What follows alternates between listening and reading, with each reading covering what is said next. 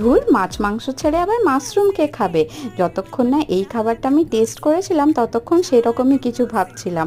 আর তারপরে মাশরুমগুলো ভালো করে কেটে ধুয়ে একটুখানি ময়দা কর্নফ্লাওয়ার মিক্স করে ভালো করে তেলের মধ্যে ফ্রাই করে যখন এই ডিশটা বানালাম, আমার কিন্তু দারুণ লাগলো। আর কিচ্ছু লাগে না, শুধু একটু পেঁয়াজ, রসুন আর কাঁচা লঙ্কা কুচি।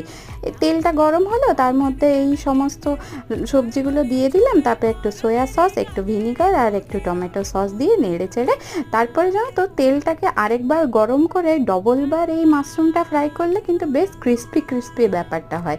তারপরে কর্নফ্লাওয়ারটা একটু জলে মিক্স করে এই সসের মধ্যে দিয়ে দিলাম। তারপরে একদম ভাজা মাশরুমগুলো তুলে এই সসের মধ্যে দিয়ে ভালো করে কোট করে নিলাম। ব্যাস, আমার চিলি মাশরুম একদম রেডি। বাবাই, চিলি মাশরুম কেমন লাগছে বাবাই?